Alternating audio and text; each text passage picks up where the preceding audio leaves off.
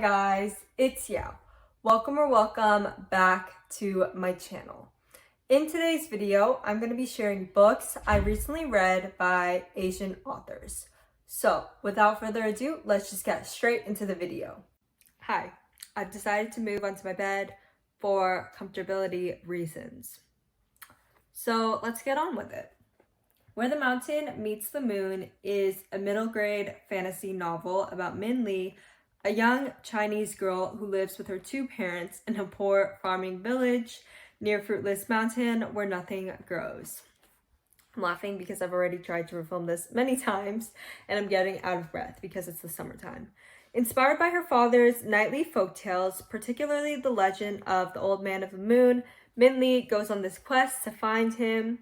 She's been told by her father that the Old Man of the Moon can answer any question, including how to improve her family's fortune. Along her journey, Min Lee encounters magical creatures and befriends a dragon. So I read this book as a comfort read for my inner child because I read this when I was little and I absolutely loved it. I listened to the audiobook and I thought it was so good. And I hoped the nostalgic factor would hit. As expected, this was heartwarming and filled with full circle moments. However, though I like the tender moral messages sprinkled throughout, I found the themes and ideas slightly idealistic. By that, I mean the book seemed to promote the idea that poverty can be solved by being generous to others, which is a nice idea, but that's not true. And the antagonist was one-dimensional, defined by traits such as anger, greed, and ambition. Given that it's a children's book, I didn't expect the antagonist to be complex. However, I believe the book unfairly portrays anger as a bad emotion, which I disagree with. And then the pacing slowed in the middle of the book, and overall, I gave this 3.5 stars. The next book I read was The Magic Fish, a queer graphic novel following Tien, a young Vietnamese American boy on his journey of coming out as gay to his immigrant parents. Tien and his mother read fairy tales together that reflect parallels in their own lives.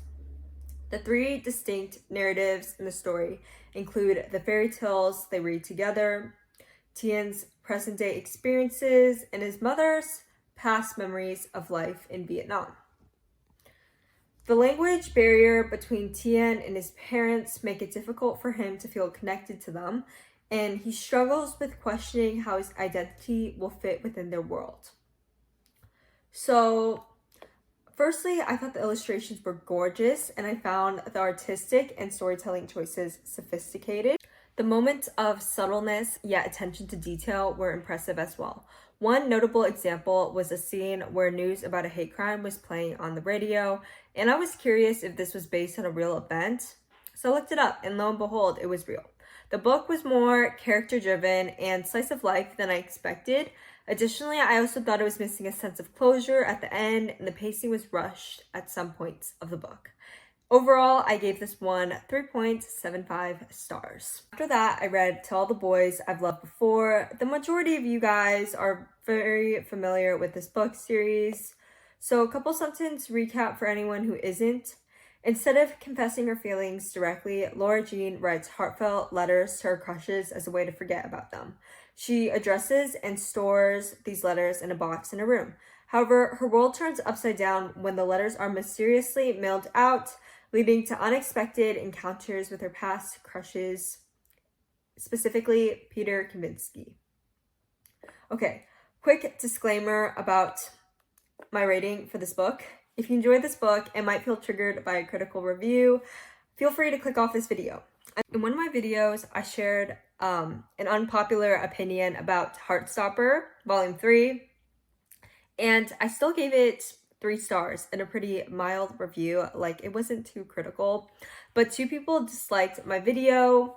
So I'm just putting it out there that when I rate a book lower, it's not me hating on a book. That's just how much I enjoyed the book.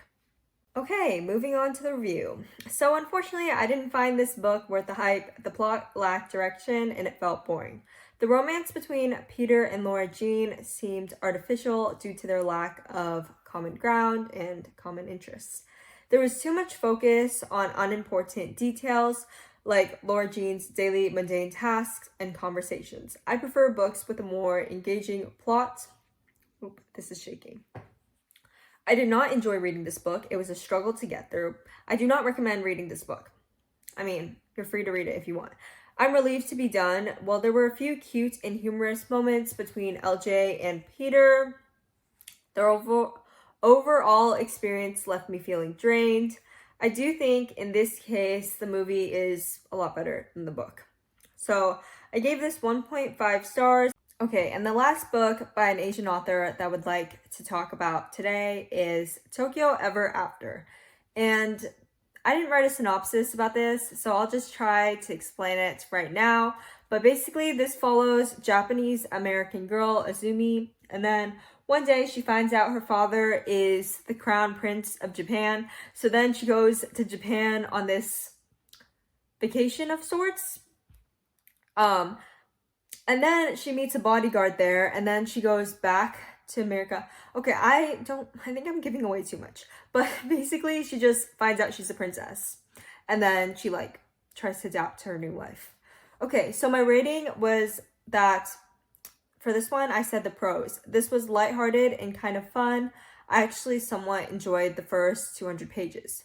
Cons. The romance and character development were rushed and underdeveloped. The third act conflict was dragged out and contrived, yet too easily resolved. More depth and believability was needed. Similar to the previous book, I could have DNF'd and I wouldn't have regretted it. And reading this left me feeling drained. And I gave this 2 stars. Okay, you guys, thank you so much for watching. And I will see you next time. And goodbye.